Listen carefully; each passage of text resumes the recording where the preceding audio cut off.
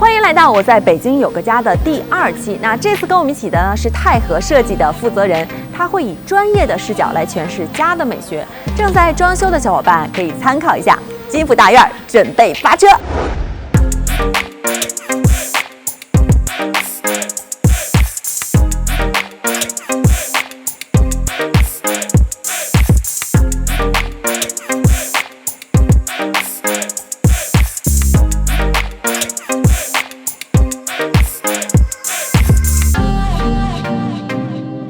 奎奈曾经说过呀，中国的悠久庞大和繁荣皆来自对自然法则的遵守。那这种天人合一的哲学思想呢，就体现在中国人的院落情节。故事也是你好，阳光姐姐你好。哎，你好。姐姐应该看过不少的项目了吧？那今天来到我们这个项目，有什么感觉不一样的地方吗？我跟你说，我刚才一进这个巷道就被它的这个尺度感震撼了，因为我之前看的很多中式的这个项目啊，它的巷道都没有这么的宽。因为我们这个项目的巷道啊，其实是由不同的这个院墙和植物啊打造围合出来的一个街巷。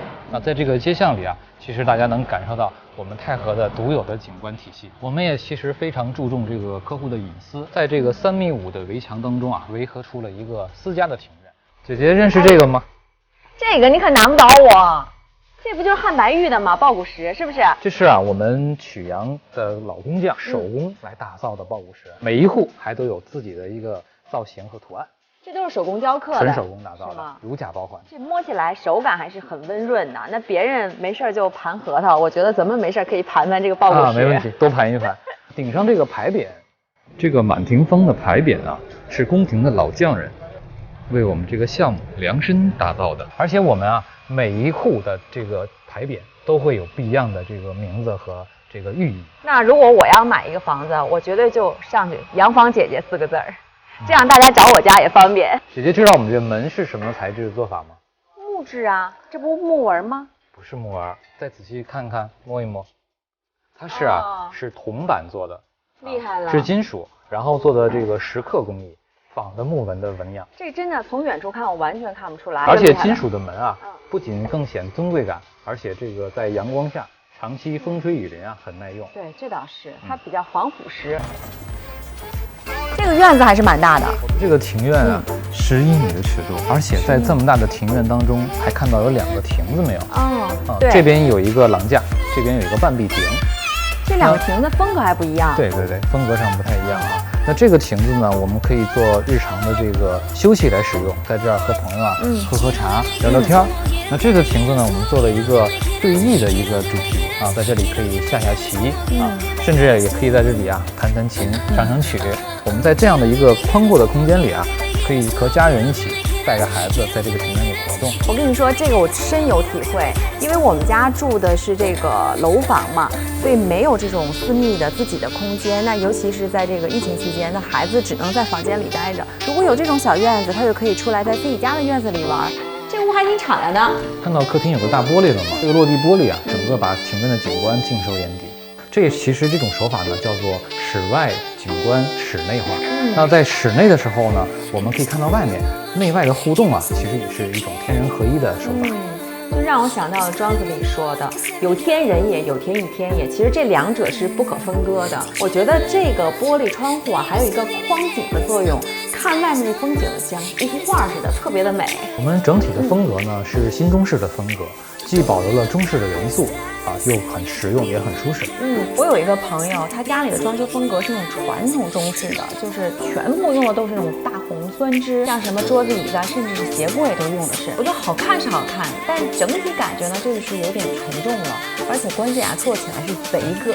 我们这个是一个 U 型的厨房，这样呢我们的洗、切、炒的空间是足够大的。在1层南向啊，我们有一个老人房，既便于老人的活动啊，同时啊也和年轻人的生活作息做了一个分隔。我觉得现在年轻人啊，因为回家有的时候还是很晚的，不管出去玩还是工作，所以跟老人分开，这样互不打扰。这个设计还是很好。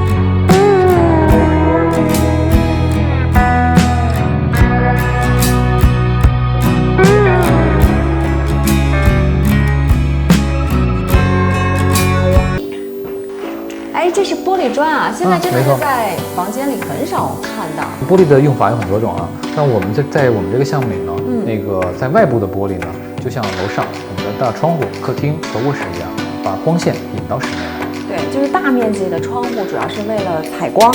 那在室内的玻璃呢，我们也有几种啊，除了这里的玻璃砖，我们主卧室进门的时候，卫生间旁边也有一个小玻璃条，这样呢能让这个两个空间啊更互动。对，我觉得这一块就是显得很通透，就是让这块跟里面这个小房间它有一个连贯性，而且还有一个装饰的作用，很好看。因为玻璃带来了光影啊，有折射的效果，就像我们女孩子戴的项链一样啊，这是一个点睛之笔。这个里面是什么空间？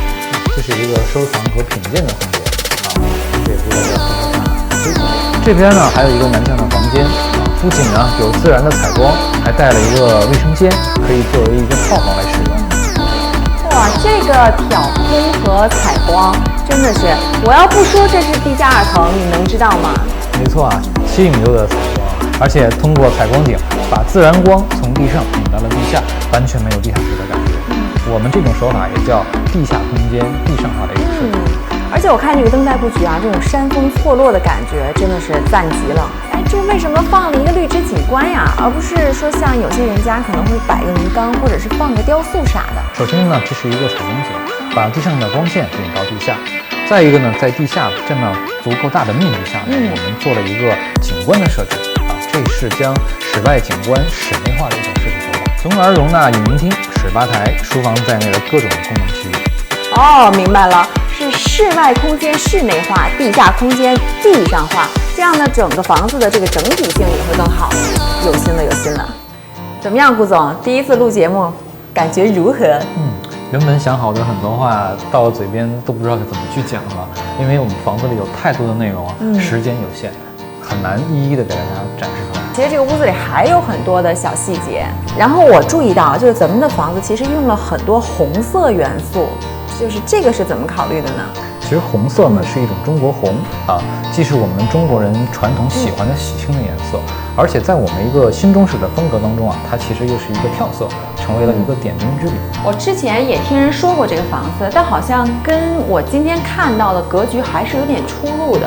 我们之前呢，这样本间是没有这个挑空空间的啊。那这一次这个样本的升级啊，也是增加挑空空间之后，让两者地上和地下的两个层高空间啊，比原来有很大的这个升级啊。再一个变化呢是庭院啊，过去我们的庭院尺度啊没有现在看到这么大。所以还是想给这个客户更多的这种舒适性和实用性。像现在是不是有越来越多的人都会喜欢这种新中式的设计风格？没错，因为啊，我们作为中国人，当然更喜欢我们传统的中式文化啊。可是呢，我们过于传统的中式风格呢又太重了，就像你们的这个家里朋友啊用的这个家具，做起来很不舒服一样啊。所以中式需要改良，也需要不断的去发展。而且其实现在的新中式，我觉得年轻人在接受起来也是比较容易的。像过去的传统中式，可能年轻人还确实是有一点这种隔阂感。房子呢，我们基本就看完了。我可以看到，除了有一些很有设计感的桌椅外，还有一些潮流元素在。所以说，您是在这个新中式的基础上，还是有自己的创新和认知的。设计呢，并不是一成不变的，产品啊也需要创新。所以还是要基于人对房子的理解，因为装修呢，从来都不是这种制式化和模式化的。所以这个房子和家，它还不能划等号。即使啊，你是一个小一居的一个房子，当然也可以装修成你想要的一种风格。好啦，本期节目就到这里了。喜欢的话，记得点赞、转发和评论，一定要让我们知道哦。那我们下期再见吧，拜拜，拜拜。